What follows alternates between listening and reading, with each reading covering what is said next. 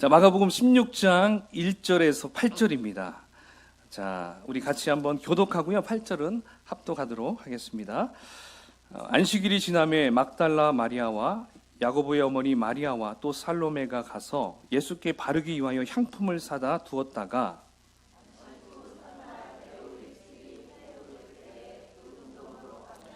서로 말하되 누가 우리를 위하여 무덤 문에서 돌을 굴려 주리요 하더니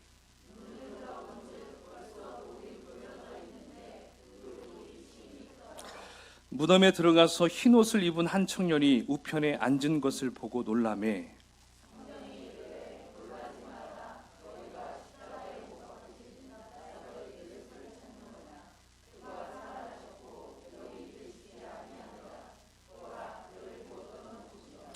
가서 그의 제자들과 베드로에게 이르기를 예수께서 너희보다 먼저 갈릴리로 가시나니 전에 너희에게 말씀하신 대로 너희가 거기서 배우리라 하라 하는지라. 시작.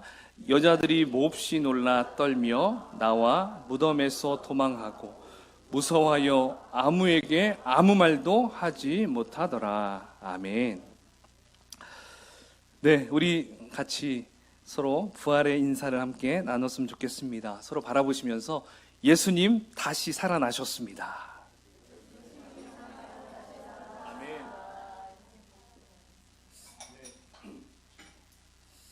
여러분, 만약에 이 부활절이 없었다면 과연 조이풀 교회가 존재했을까 또 생각을 해봅니다.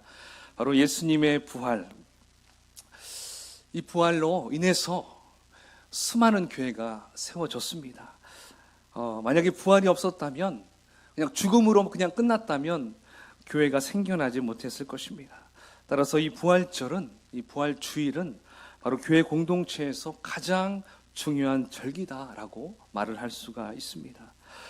여러분, 사도행전 5장 34절로 이렇게 쭉 말씀을 읽다 보면 거기에 그 가말리엘이라는 사람이 기독교인들을 이렇게, 그러니까 여기서 기독교인들은 예수님의 제자들이에요.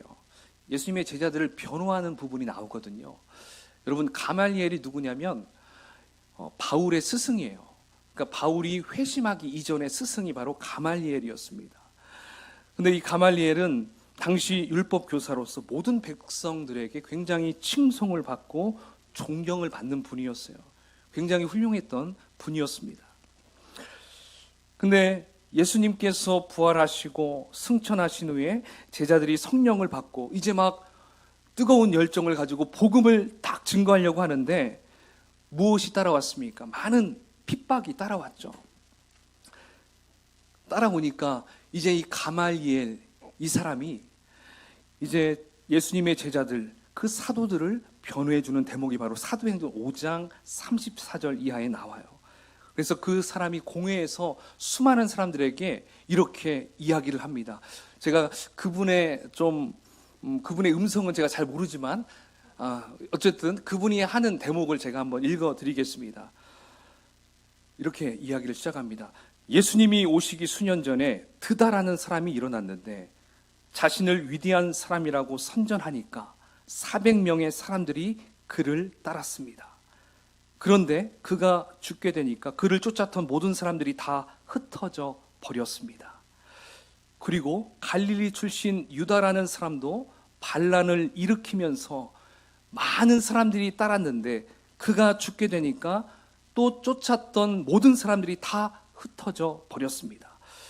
그래서 지금 내가 여러분에게 말씀드리는 바는 이것이요, 이 사람들, 즉 예수님의 제자들이죠. 이 사람들에게서 손을 떼고 이들을 그대로 내버려 두시오. 이 사람들의 이 계획이나 활동이 사람에게서 난 것이면 망할 것이요, 하나님에게서 난 것이면 여러분은 그것을 없앨 수 없어. 도리어 여러분이 하나님을 대적하는 자가 될까봐 두렵소. 이 대목이 사도행전 5장 34절 이후에 나오는 부분입니다. 자, 여러분, 가말리엘이 이렇게 많은 사람들에게 얘기를 하니까 공회의 사람들이 그 말이 옳다라고 다 동의를 하게 되었습니다. 그래서 제자들이 거기서는 더 이상 핍박받지 않았죠. 그런데 여러분, 그렇다고 해서 그 이후에 제자들이 핍박을 안 받았습니까? 아니죠. 수많은 핍박 가운데서도 이들은 결코 멈추지 않았어요. 제자들은, 사도들은 멈추지 않았어요. 오히려 무너지지 않고 더욱더 왕성해진 걸 볼 수가 있습니다.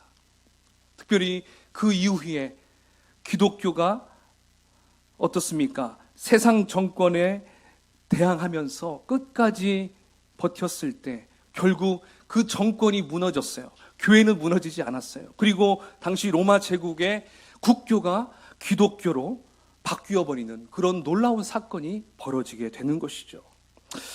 자, 여러분, 그렇다면 도대체 기독교가 그런 무수한 핍박 가운데서도 무너지지 않고 지금까지 계속적으로 나아갈 수 있었던 그 비결, 그게 무엇이었을까요? 그 힘은 어디에 있는 것일까요? 그것은 바로 예수 그리스도께서 다시 살아나셨다는 이 부활에 있습니다. 할렐루야. 바로 이 부활 때문에 수많은 어려움 속에서, 핍박 속에서, 죽음이 앞에 놓여 있는 그런 상황에서도 이들은 버틸 수 있었습니다. 끝까지 걸어갈 수 있었던 것이죠. 여러분, 한번 생각해 보십시오. 예수님께서 붙잡혔을 때 예수님의 제자들도 어땠습니까? 아까 누구였죠? 가말리엘이 얘기했던 그 드다, 그리고 갈릴리 출신 유다, 이들처럼 다 도망쳤어요. 이들의 추종자들처럼 예수님의 제자들도 예수님이 딱 죽자 다 뿔뿔이 흩어졌습니다. 다 도망쳤습니다. 심지어 여러분, 마가복음에 보면 어떤 제자는 벗은 몸에 혼이불을 두르고 있다가 예수님이 체포되는 것을 딱 보자 어떻게 했습니까? 그 혼이불을 벗어버리고 나체로 도망갈 정도로 막 주랭랑을 치는 모습도 성경에 기록되어 있어요. 예수님의 처형되는 그 자리에도, 그를 장사하는 자리에도 제자들은 전혀 나타나지 않았어요. 그래서 예수님의 시신은 누가 그걸 다 처리했습니까? 예수님의 제자가 안 했습니다. 예수님의 제자가 아닌 엉뚱한 사람들이 장사 지냈다는 것이죠. 아리마대 요셉을 통해서 무덤으로도 들어갔죠. 이러한 것을 보고 대부분의 사람들은 예수님도 드다나 그 갈릴리 출신 유다와 똑같은 인물이구나, 이렇게 생각했을 것입니다. 좀 지나면 다 잊혀지겠구나, 이렇게 생각했을 겁니다. 그런데 그 이후에 그들이 어떻게 됐습니까? 그 제자들이 달라집니다. 그렇게 도망치고 뿔뿔이 흩어졌던 비겁하고 약했던 그 제자들이 다시 모였습니다. 그리고는 모두가 다 한결같이 목숨을 바쳐서 자신의 스승이신 예수님을 전하기 시작합니다. 그렇게 해서 예수님을 배반했던 가룟 유다 빼고 11제자, 그들은 그 이후에 복음을 전하다가 다 순교당했어요.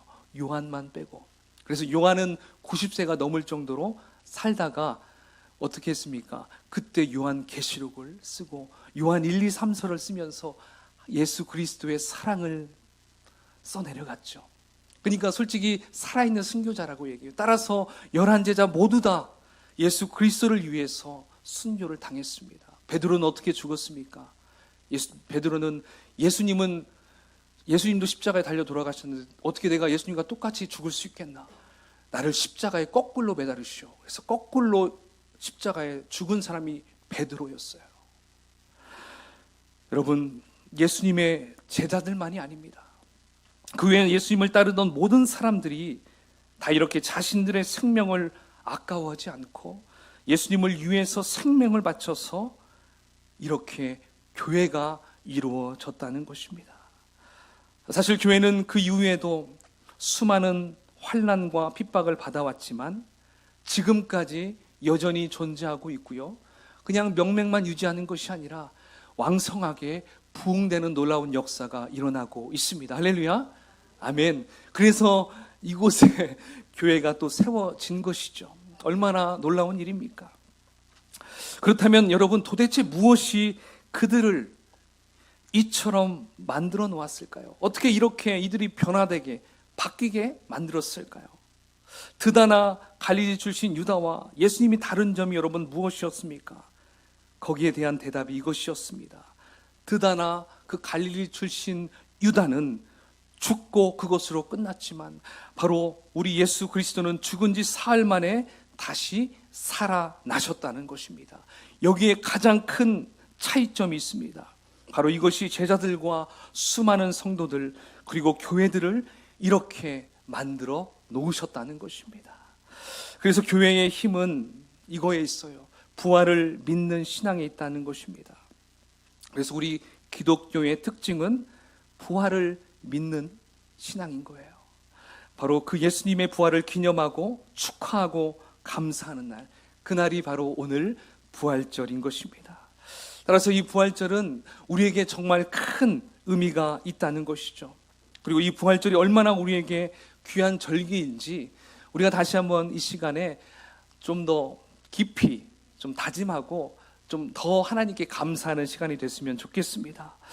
자, 오늘 본문 말씀으로 갑시다. 오늘 본문의 말씀은 바로 그런 부활의 사실에 대해서 이제 말씀하고 있습니다. 저는 이런 뜻깊은 부활절을 맞이해서 정말 주님의 부활이 우리에게 가르쳐주는 삶의 중요한 원리 세 가지, 몇 가지요? 세 가지를 함께 여러분과 나누고 싶습니다. 여러분, 이 세 가지를 여러분 잘 마음속에 간직하며 살아간다면 이 세상을 살아가는데 아주 큰 힘이 될 것이라고 저는 믿어 의심치 않습니다. 자, 그렇다면 첫 번째입니다. 자, 첫 번째 한번 보여주시죠. 한번 읽어볼까요? 시작.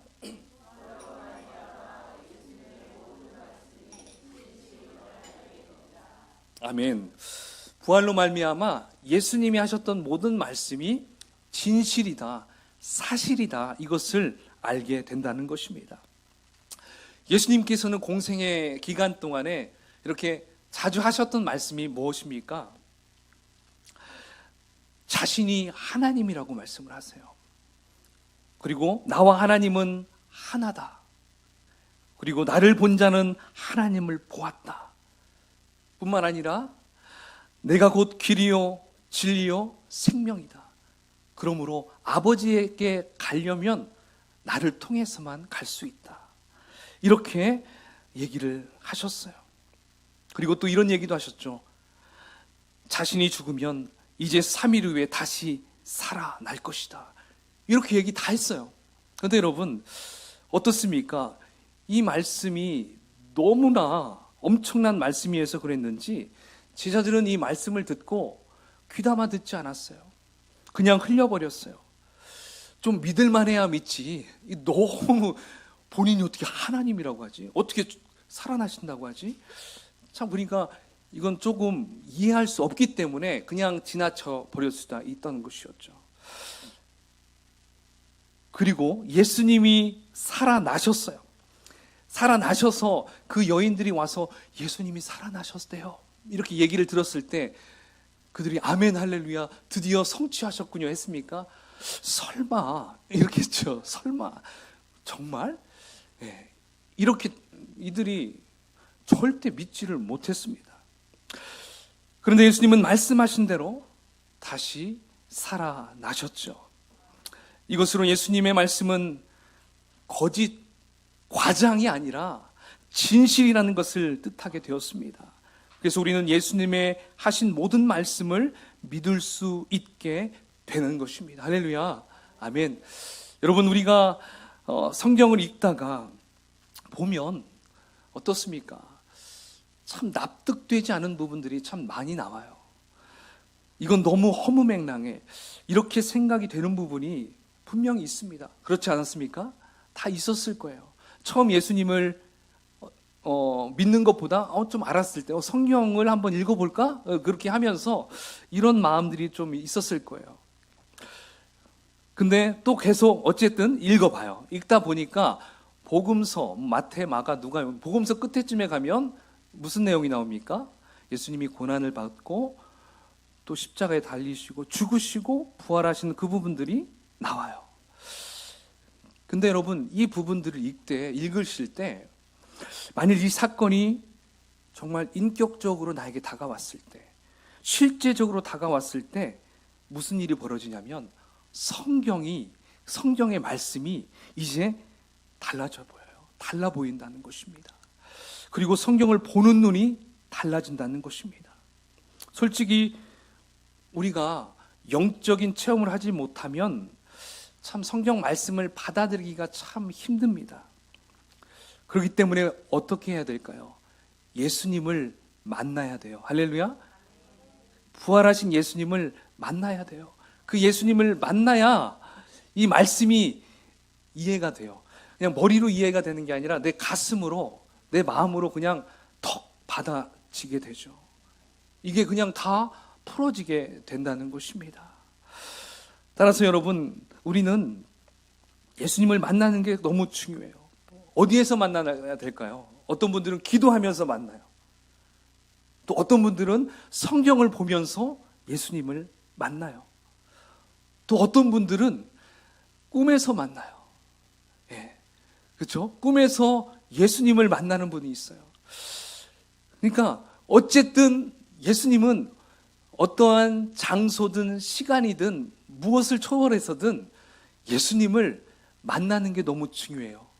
여러분, 예수님을 혹시 아직 못 만나셨습니까? 그렇다면 어떻게 해야 될까요? 기도해야겠죠. 주님, 내가 주님을 만나고 싶어요. 사모하는 마음으로 주님께 나아가야 돼요. 여러분, 만나지 않으면 역사는 이루어지지 않아요. 여러분, 남녀가 만나지 않고 어떻게 연인이 될 수 있겠습니까? 통화만 하고 편지로만 쓴다고 그게 되겠어요?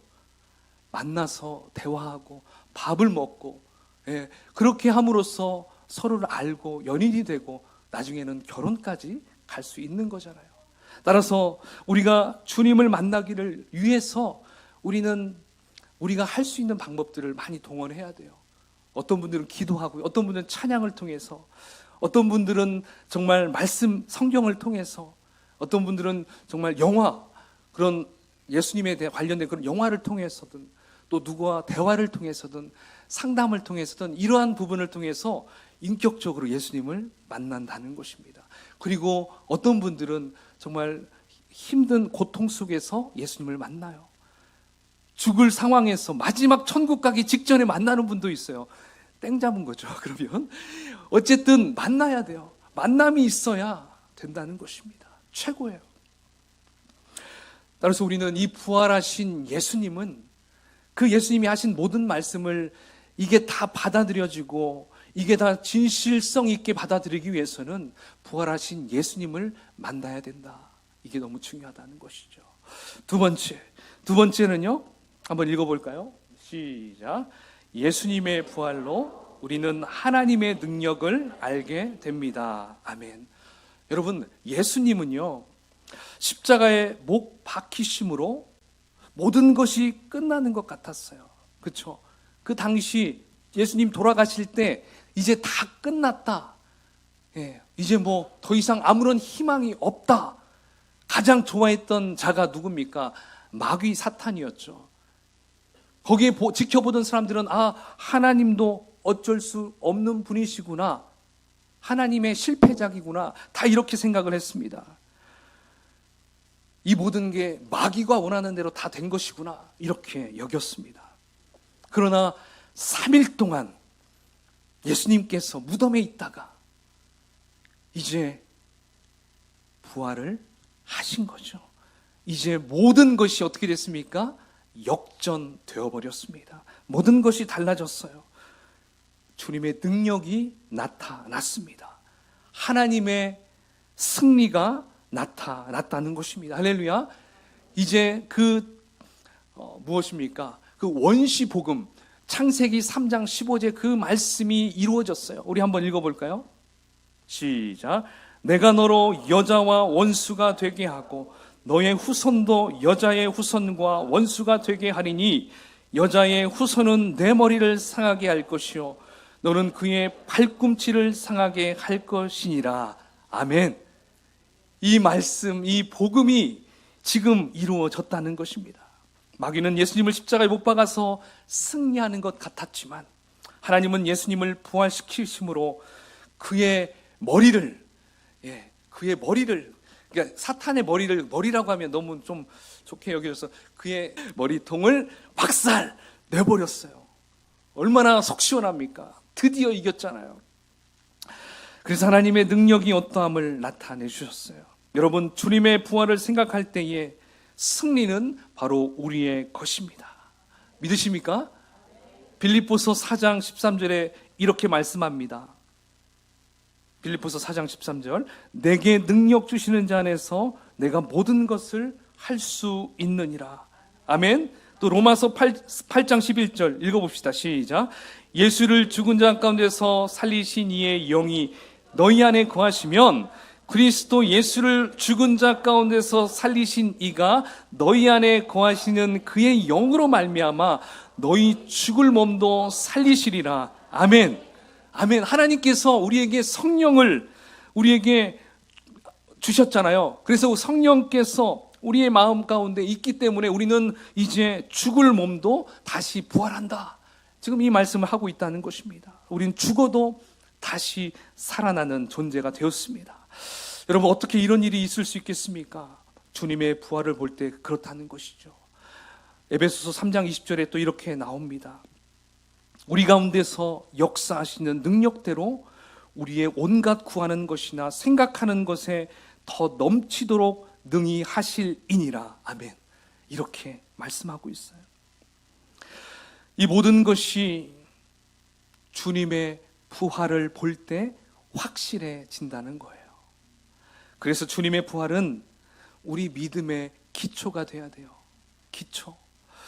부활이 없이는 우리가 믿는 어떤 것도 성립되지 않아요. 그러나 예수님은 부활하셨어요. 그분은 죽은 지 3일 만에 다시 살아나셨어요. 그래서 우리가 믿는 모든 것을 이제 가능하게 하신다는 거예요. 또한 우리의 소망이 헛되지 않게 하셨어요. 예수님의 부활은 곧 하나님의 능력입니다. 아멘. 이제 마지막 세 번째입니다. 세 번째 함께 읽어볼까요? 시작. 예수님의 부활을 믿는 자는 용서함이 있습니다. 아멘. 용서함이 있어요. 여러분, 오늘 본문에 그 마리아 여인들이 그곳에 갔어요. 향품을 바르기 위해서 무덤을 찾아갔어요. 참 남자의 신앙보다 여성의 신앙이 더 돋보이는 게 참 이런 데서 이렇게 보여집니다. 와, 정말 대단한 믿음이죠. 그래도 가잖아요. 가서 그 시체에 향품을 바르려고. 근데 가면서 이런 생각을 했어요. 아, 누가 그 무덤의 돌을 굴려줄 수 있을까? 아, 그 무거워서 우리가 할 수 없을 텐데. 이러한 걱정을 가지면서 이렇게 갔죠. 그런데 거기 가보니까 이미 돌은 굴려져 있었습니다. 그래서 그 안에 들어가 보니까 무덤은 비어 있고 흰 옷 입은 흰 천사 청년이 우편에 앉아 있었어요. 그 여인이 심히 놀라고 있는데 그 천사가 이렇게 말을 합니다. 놀라지 말라.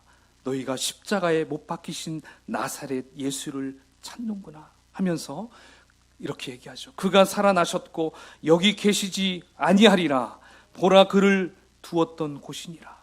그리고 그가 하는 말, 가서 그의 제자들과 누구에게요? 베드로에게 이르기를 예수께서 너희보다 먼저 갈릴리로 가시나니 전에 너희에게 말씀하신 대로 너희가 거기서 배우리라 하라. 이렇게 이야기합니다. 천사가 얘기했어요. 여러분, 여기에서 7절의 부분 보십시오.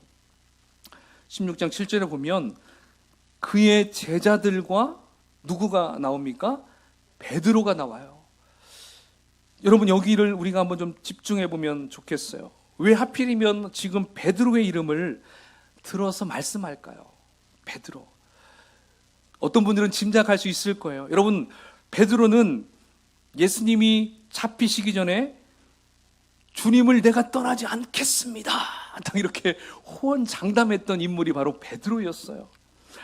그리고 예수님이 딱 붙잡혔을 때 그 병정에 칼을 뽑아가지고 그 말고의 귀를 이렇게 띄어버렸잖아요. 너무 그래가지고 그걸 다시 붙여줬잖아요, 예수님께서. 그러니까 그 정도로 그는 예수님을 끝까지 따라가겠다고 분명히 막 얘기했었어요. 그런데 막상 주님이 딱 붙잡히니까 어떻게 했습니까? 거기서 도망쳤어요. 그리고 완전히 도망가기 그러니까 멀찌감치해서 이렇게 불 쬐면서 이렇게 동태를 살피고 있었죠. 그러다가 거기에 있는 여인에게 계속 당신도 저 사람의 제자 아닙니까? 딱 하니까 아닙니다. 나는 결코 저 사람 모릅니다. 저주하면서 막 그렇게 했잖아요. 몇 번을 부인했습니까? 3번씩 부인했습니다. 나중엔 예수님 저주까지 하면서 부인했어요. 여러분, 어떻게 보면 이 부분에서 볼 때 가룟 유다나 베드로나 막상막하예요. 똑같이 보일 수밖에 없어요. 그런데 가룟 유다와 베드로의 가장 큰 차이점은 무엇일까요? 베드로는 회개를 했습니다. 그리고 가룟 유다는 회개하지 않았어요. 그건 후회만 했어요. 분명히 예수님께서 마지막 만찬 때 기회를 주었어요. 지금 나와 같이 여기에 손을 든 자가 나를 팔 것이다. 뜨끔했겠죠. 근데 끝까지 말하지 않았어요. 결국 가룟 유다는 그의 인생 비참하게 끝이 나버렸습니다. 여러분, 지금 부활하신 예수님께서 그 베드로를 이름을 부르면서 이야기하신 이유는 뭐예요? 내가 베드로를 용서하겠다라는 의미인 것입니다. 그래서 그의 이름을 부르면서 부활의 사실을 알리라고 전했던 것입니다. 여러분, 그렇습니다. 부활하신 예수님의 마음은 이렇게 넓으셔요. 그러므로 부활하신 주님 앞에 용서받지 못할 자가 없다는 것입니다. 우리가 이전에 예수님 앞에 죄를 범하고 주님을 배반하고 부인하는 삶을 살았을지라도 우리가 부활하신 예수님 앞에 나아와서 베드로처럼 회개하고 주님 앞에 나아간다면 주님께서는 누구나 다 용서해 주시는 분이십니다. 그리고 그 용서해 주시고 그 사람은 새로운 인생을 살아갈 수 있도록 그 길을 열어 주신다는 것입니다. 아멘이시죠? 여러분, 결국 디베리아 그 바닷가에서 예수님과 베드로가 만나서 이렇게 얘기하잖아요.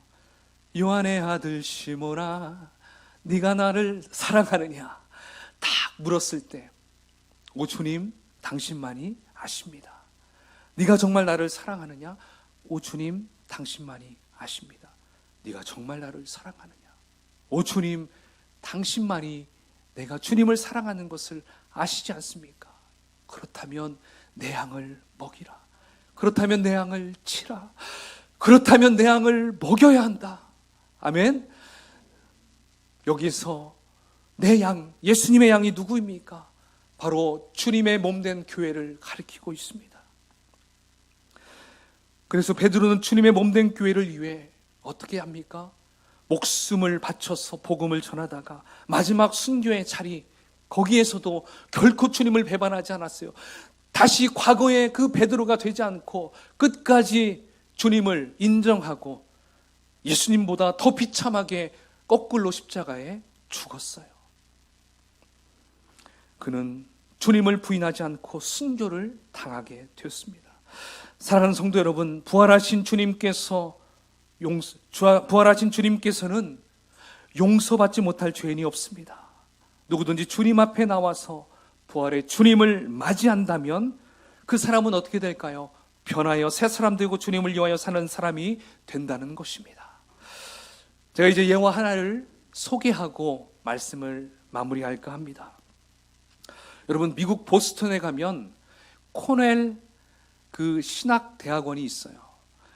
그래서 이 고든 코넬 신학대학원이 있는데 이 학교를 처음 시작한 사람의 이름이 러셀 코넬이라는 사람입니다. 코넬. 이 사람이 남북전쟁이 일어났을 때 바로 북군의 지휘관이었었대요. 근데 전쟁에서 이제 후퇴를 하게 돼가지고 이제 지휘관이 이제 어떻게 합니까? 이제 도망쳐 나와야 되잖아요. 근데 도망쳐 나오다가 자신의 지휘도, 그러니까 칼, 그때는 칼을 찾거든요. 지휘관은 칼을 거기에 적군에 두고 내려온 거예요. 그러니까 어떻게 했습니까? 굉장히 그 마음 가운데 수치감이 있고요. 그래서 이걸 너무 걱정하는 마음이 계속 있었던 거예요. 그 얼굴에 안색이 막 보여지는 거예요. 그러니까 그 옆에 부하, 좀 어렸던 링이라는 그 부하 소년이 있었대요. 그래서 그 소년 링이, 그 부하가 자신의 지휘관을 위해서, 대장님을 위해서 적군으로 갔대요. 그래서 그 칼을 가지고 다행히 왔어요. 근데 그 칼을 가지고 오다가 총에 맞게 됐습니다. 그래서 그 칼을 코넬 대령에게 말하고 쓰러졌어요. 그러면서 죽게 됐죠. 근데 그 코넬 대령이 죽기 전에 이렇게 물어봅니다. 링, 왜 그런 일을 했느냐? 네가 그렇게 하면 죽을 줄 알지 못했느냐? 이렇게 질문을 합니다. 그러니까 그 말을 듣고 링이 이렇게 얘기하죠. 대장님, 저는 죽음을 두려워하지 않아요. 왜냐하면요, 저는 부활하신 예수님을 믿거든요.